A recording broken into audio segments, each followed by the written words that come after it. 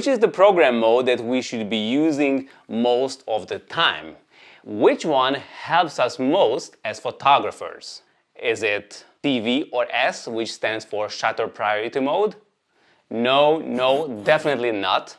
Is it M, that stands for manual? Many professionals will tell you to always use manual mode, but I heavily disagree with that. Or should it be AV or A, which stands for aperture priority? Yes! We should be using aperture priority mode most of the time.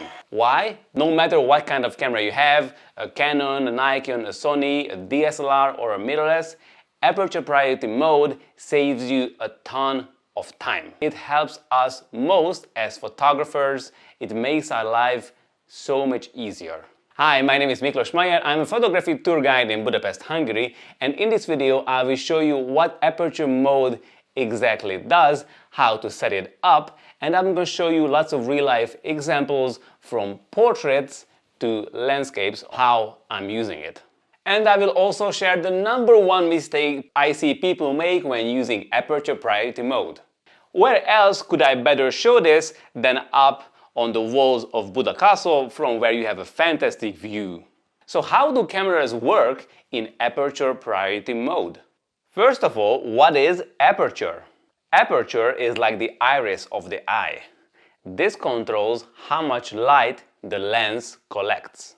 We describe the aperture with the F numbers. This shows how wide the diameter of the light collection surface is compared to the focal length of the lens. So the smaller the F number is, the more light the lens captures. So what is aperture priority mode and how to set it up?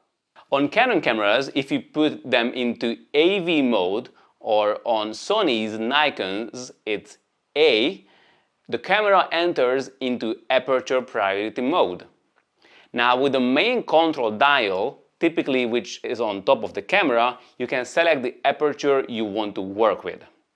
Then the camera automatically calculates the shutter speed that will give the correct exposure for that aperture and ISO speed.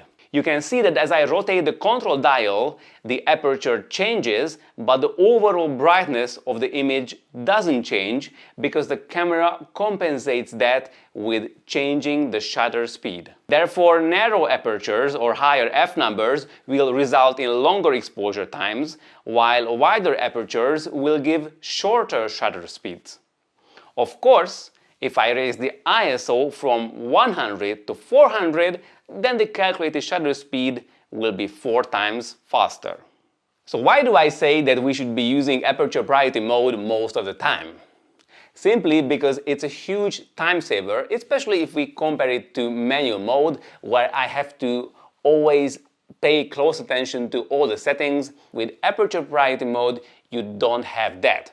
So for example, shooting in this direction, the exposure settings were completely different than shooting at this direction, where it was much darker.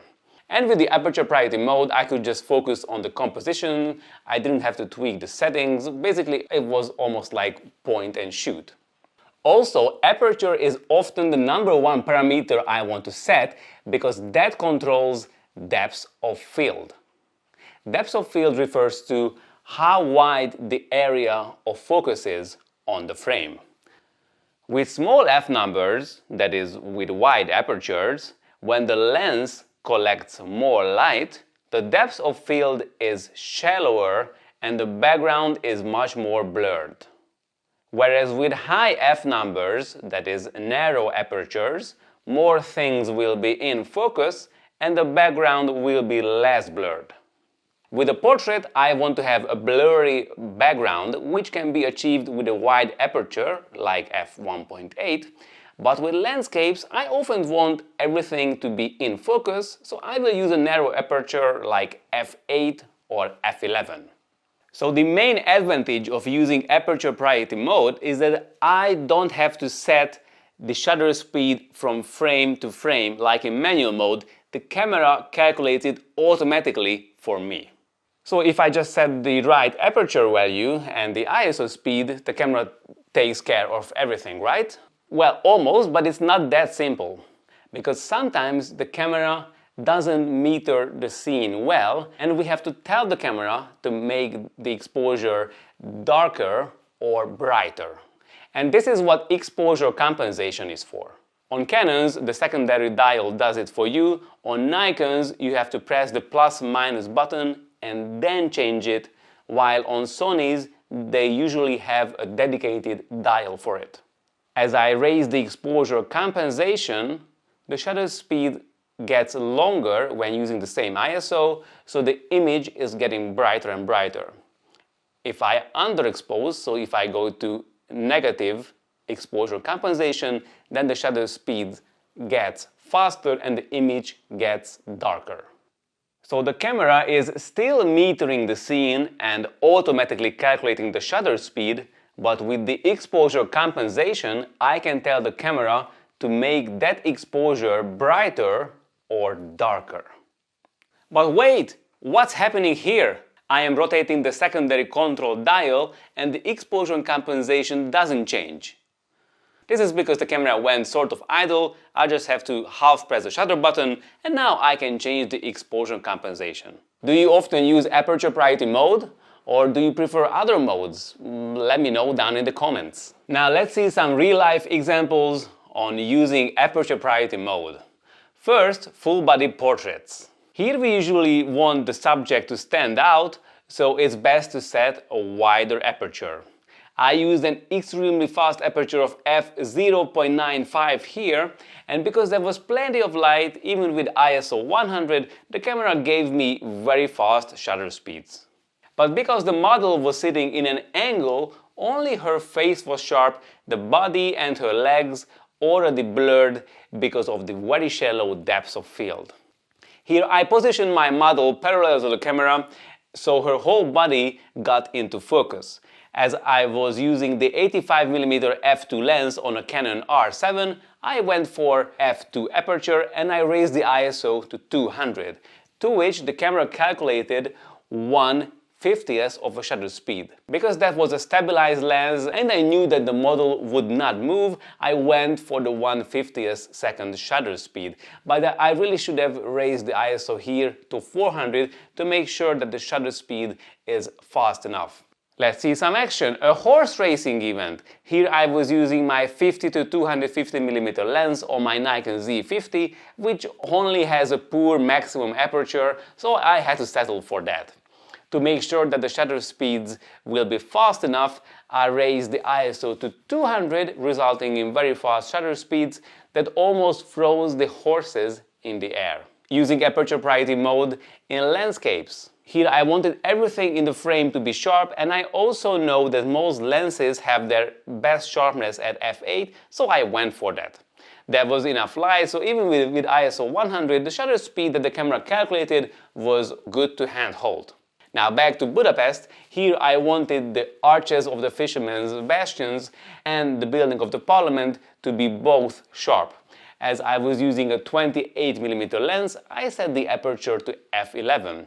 At ISO 100, the camera gave me 1/20th of a shutter speed. I did not want to risk hand holding, so I raised the ISO to 400, which then the camera gave me 1/80th of a shutter speed.